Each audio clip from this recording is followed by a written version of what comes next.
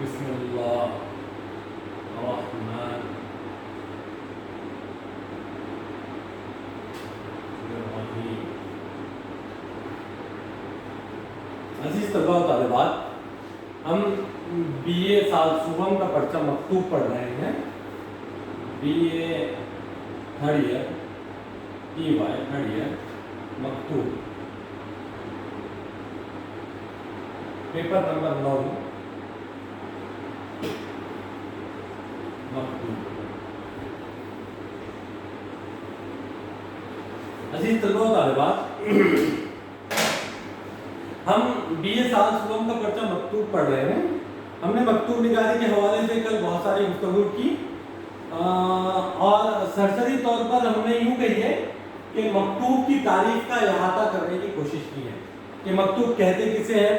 مکتوب کی تعریف کیا ہے، اور کس چیز کو مکتوب کہا جائے گا، یہ چیز ہم نے کل دیکھی ہے۔ تو کمال طور پر میں سمجھتا ہوں کہ مکتوب، دراصل مکتوب سے ہم سب لوگ واقف ہیں، جسے خط بھی کہا جاتا ہے۔ خط، ہم نے یہ دیکھا تھا کہ اپنے خیالات، افکارات کا تحریری اظہار، اپنے احوال و قواعد کا تحریری اظہار کسی دوسرے سے کرنا، یہ مکتوب ہے۔ تو یہ ساری چیزیں ہم نے کل گفتگو کی۔ آئیے ہم اسی موضوع کو آگے بڑھاتے ہوئے دیکھتے ہیں کہ مکتوب کے تعلق سے اصحاب قلم نے، ناقدین نے، اردو ادب کے اساتذہ نے کیا کہا اور کیا لکھا ہے۔ دیکھیں، مکتوب کے تعلق سے گفتگو میں بتا رہے ہیں کہ ہم ایک شخص سے کوئی بات کہنا چاہیں اور وہ ہمارے سامنے موجود نہ ہو تو اپنی بات اور گفتگو اسے لکھ کر بھیجنا مکتوب نگاری کہلائے گا۔ بہت سادے سے انداز میں یہ بات پیش کی گئی کہ ہم کو اپنی بات کسی سے کہنا ہو، ہمارے حال احوال، ہماری کیفیات، ہمارے احساسات و محسوسات کو کسی کو بیان کرنا ہو، کسی سے کہنا ہو، اور وہ شخص ہمارے سامنے نہ ہو، اور وہ شخص ہمارے سامنے نہ ہو، تو ہماری اپنی بات کو کہنے کے لیے ہم جو طریقہ اختیار کریں گے وہ طریقہ تحریری طور پر ہوگا، اور جو بات اپنے خیالات، افکارات، اظہار خیال، اپنے احوال، اپنے قواعد کو تحریری طور پر کسی دوسرے شخص کو روشناس کرانا، ان چیزوں سے، یہ تحریری احوال، قواعد یا اپنی بات کا لکھنا، یہ مکتوب نگاری کہلاتا ہے۔ مولوی عبدالحق لکھتے ہیں کہ خط دلی خیالات و جذبات کا روزنامچہ اور اسرار حیات کا صحیفہ ہے۔ مولوی عبدالحق کہتے ہیں کہ خط دلی خیالات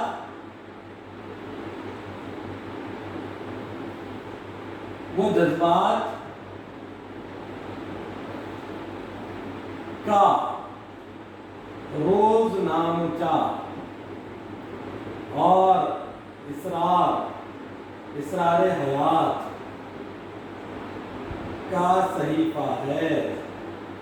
یہ کہا مولوی عبدالحق نے۔ مولوی عبدالحق کہتے ہیں کہ خط دلی خیالات وہ جذبات کا روزنامچہ اور اسرار حیات کا صحیفہ ہے، یعنی خط کے اندر صاحب مکتوب علیہ سے جو بات کہتا ہے وہ اپنے خیالات، اپنے افکارات، اپنے محسوسات، وہ جذبات کو جو اس پر گزر رہی ہے یا اپنی آپ بیتی کو وہ مکتوب میں لکھتا ہے۔ اب صاحب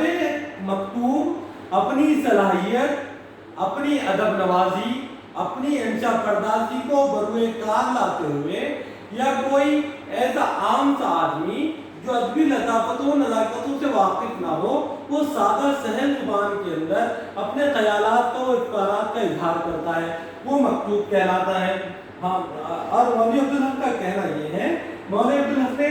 جو روداد قلبی ہیں، جو ہمارے اپنے جذبات و احساسات کی روداد ہے، اس کو زندگی کے روزنامچے سے تعبیر کیا اور اسرار حیات کا صحیفہ کہا ہے، یعنی زندگی کے اسرار اور رموز کا صحیفہ بتایا کہ بہت سارے وقت میں بہت سارے لوگ اپنے احساسات و جذبات کو، اپنے نجی افکارات و خیالات کو، اپنے کسی محبوب ترین شخصیت کو، جس میں اپنے احوال و قواعد اپنی زندگی کو بہت ہی جتن کر کے لکھتے ہیں، مانو ان کے لیے مقدس ترین چیز ہو جاتی ہیں۔ اس طریقے اسرار حیات کا صحیفہ بھی مولوی عبدالحق نے مکتوبات کو کہا ہے۔ مکتوب نگاری ادب کے قدیم صنف ہیں، مگر یہ ادبی شان اور مقام و مرتبے کی حامل کب ہوتی ہیں، اس بارے میں ڈاکٹر سید عبداللہ کا خیال ہے۔ سید عبداللہ کہہ رہے ہیں،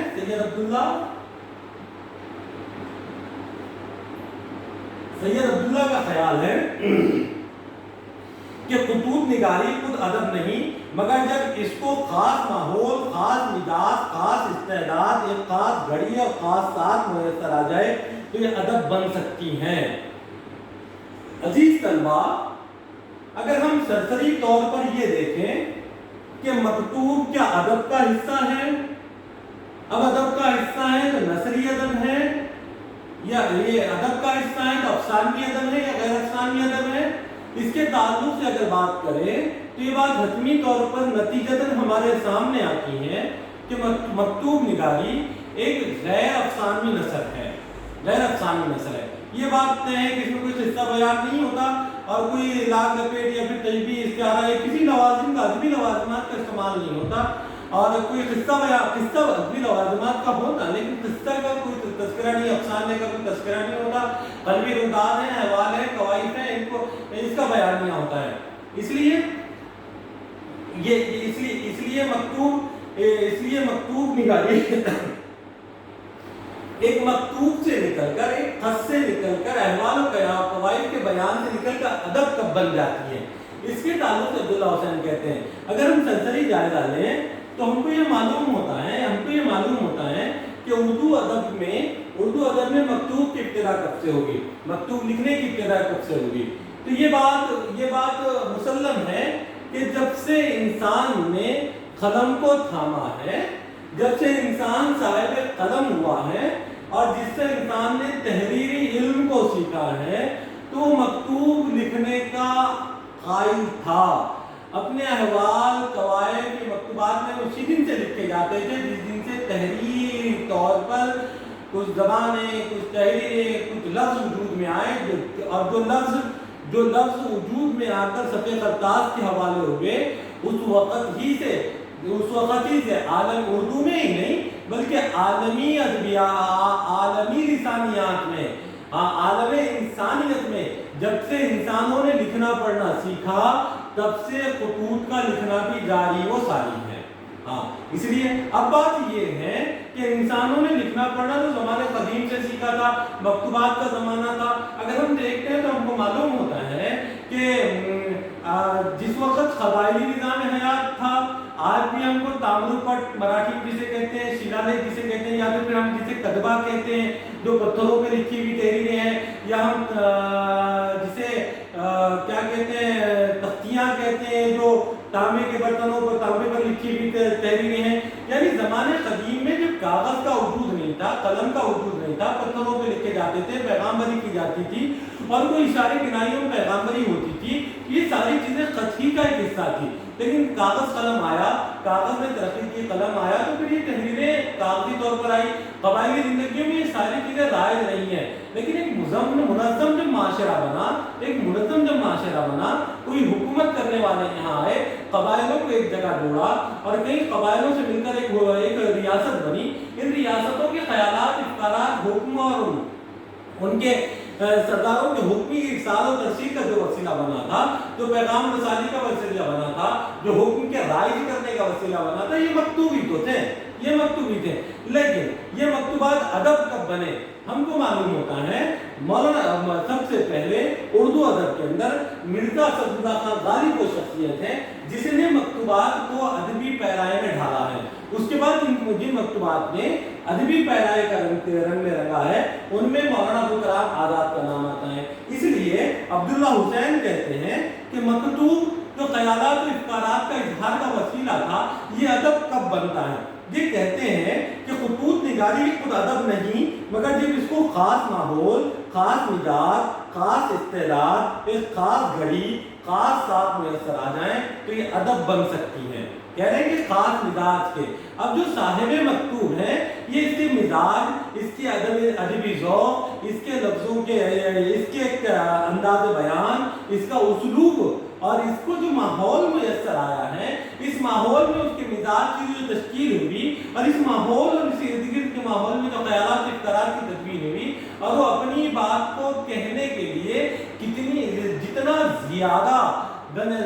سادہ سلیس یا کہیے اس کی اپنی زبان کو بہترین اسلوب کے ساتھ اور ایک مزین اسلوب کے ساتھ پیش کریں تو وہ مکتوب بن جاتا ہے۔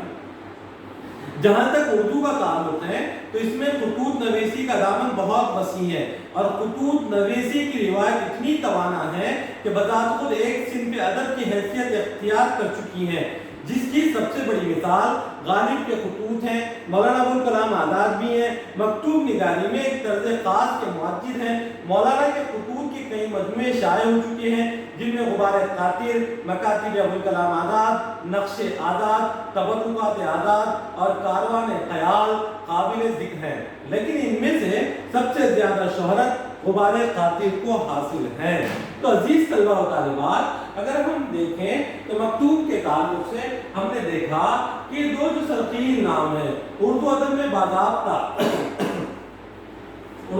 باضابطہ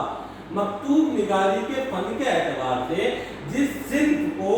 مکمل طور پر ادب کے پہنائے سے متعارف کروا گیا وہ مکتوبات غالب ہیں اور وہ مکتوبات مولانا ابوالکلام آزاد ہیں۔ اس لیے ہم دیکھتے ہیں کہ اردو میں مکتوب نگاری باضابطہ ایک ادبی صنف کے اعتبار سے غالب سے شروع ہوتی ہے۔ اب ہم نے مکتوب کی تعریف بھی دیکھی، مختصر اس کا جائزہ بھی لیا۔ اب آئیے ہم مکتوب نگاری کے فن پر بات کریں گے کہ مکتوب کی قسمیں کتنی ہیں،